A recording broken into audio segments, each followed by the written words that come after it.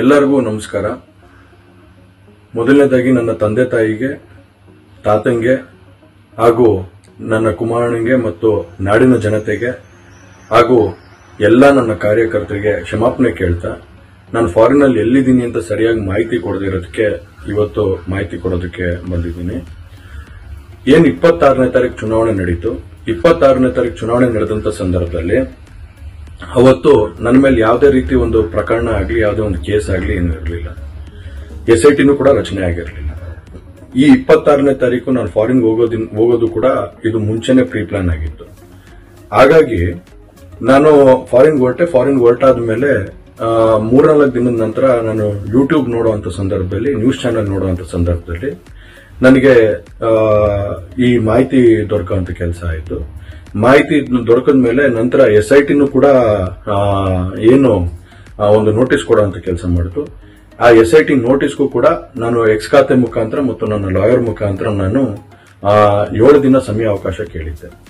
7 ದಿನ ಸಮಯ ಅವಕಾಶ ಕೇಳಿದ ಮೇಲೆ ಕೂಡ ಅದು ಮಾರನೇ ದಿನನೇ ಏನು ಕಾಂಗ್ರೆಸ್ಸಿನ ಹಿರಿಯ ನಾಯಕರಾದಂಥ ರಾಹುಲ್ ಗಾಂಧಿ ಅವರು ಮತ್ತು ಹಾಗೂ ಎಲ್ಲ ಹಿರಿಯ ನಾಯಕರುಗಳು ಏನು ಓಪನ್ ವೇದಿಕೆಗಳಲ್ಲಿ ಈ ಒಂದು ವಿಚಾರಗಳನ್ನ ಪ್ರಚಾರ ಮಾಡೋದಕ್ಕೆ ಪ್ರಾರಂಭ ಮಾಡಿದ್ರು, ಚರ್ಚೆ ಮಾಡೋದಕ್ಕೆ ಪ್ರಾರಂಭ ಮಾಡಿದ್ರು, ಒಂದು ರಾಜಕೀಯದ ಪಿತೂರಿ ಮಾಡುವಂತ ಕೆಲಸನ ಮಾಡಿದ್ರು. ಇದೆಲ್ಲ ನೋಡಿದಂತ ಸಂದರ್ಭದಲ್ಲಿ ನಾನು ಡಿಪ್ರೆಷನ್ಗೆ ಹೋಗುವಂತ ಕೆಲಸ ಆಯಿತು, ಐಸೋಲೇಷನ್ಗೆ ಹೋಗುವಂತ ಕೆಲಸ ಮಾಡ್ಕೊಂಡೆ.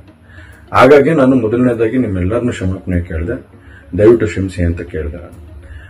ಅದಾದ ನಂತರ ಹಾಸನಲ್ಲೂ ಕೂಡ ಕೆಲವು ಶಕ್ತಿಗಳು ಎಲ್ಲ ಒಟ್ಟಿಗೆ ಸೇರ್ಕೊಂಡು ಇವತ್ತು ನನ್ನ ಮೇಲೆ ರಾಜಕೀಯದ ಒಂದು ಪಿತೂರಿ ಮಾಡುವಂತ ಕೆಲಸ ಮಾಡುವಂತದಿರ್ಬೋದು, ರಾಜಕೀಯವಾಗಿ ನಾನು ಏನು ಬೆಳೀತಾ ಇದ್ದೀನಿ, ನನ್ನ ಕುಗ್ಗಿಸ್ಬೇಕು ಅನ್ನೋ ಒಂದು ರೀತಿಯಲ್ಲಿ ಇವತ್ತು ಏನೇನೋ ಒಂದು ಪ್ರಕರಣಗಳಲ್ಲಿ ಅವರು ಎಲ್ಲರೂ ಕೂಡ ಒಂದು ಭಾಗಿಯಾಗುವಂತ ಕೆಲಸಗಳನ್ನ ಮಾಡಿಕೊಂಡ್ರು.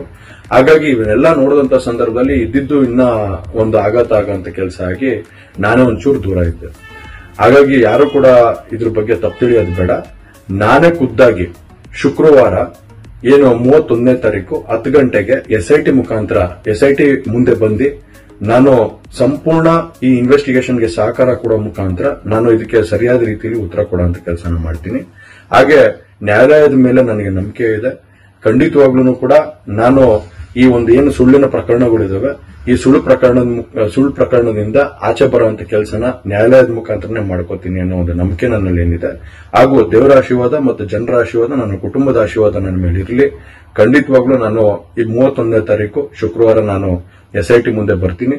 ಬಂದ ನಂತರ ನಾನು ಇದಕ್ಕೆಲ್ಲದಕ್ಕೂ ಕೂಡ ಈ ಒಂದು ಇದಕ್ಕೆ ತಲೆ ಎಳೆಯುವಂತ ಕೆಲಸನ ಮಾಡ್ತೀನಿ. ನನ್ನ ಮೇಲೆ ನಂಬಿಕೆ ಇರಲಿ ಅಂತ ಹೇಳಿ ನಿಮ್ನೆಲ್ಲರನ್ನೂ ಕೋರ್ತಾ ನಾನು ಧನ್ಯವಾದ ಹೇಳಕ್ಕೆ ಇಷ್ಟಪಡ್ತೀನಿ. ಧನ್ಯವಾದ. ಎಲ್ಲರಿಗೂ ನಮಸ್ಕಾರ.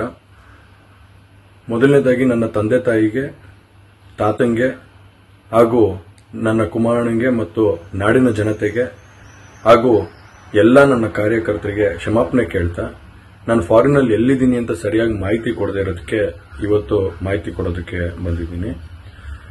ಏನ್ 26ನೇ ತಾರೀಕು ಚುನಾವಣೆ ನಡೀತು. 26ನೇ ತಾರೀಕು ಚುನಾವಣೆ ನಡೆದಂತ ಸಂದರ್ಭದಲ್ಲಿ ಅವತ್ತು ನನ್ನ ಮೇಲೆ ಯಾವುದೇ ರೀತಿ ಒಂದು ಪ್ರಕರಣ ಆಗಲಿ, ಯಾವುದೇ ಒಂದು ಕೇಸ್ ಆಗಲಿ ಏನೂ ಇರಲಿಲ್ಲ.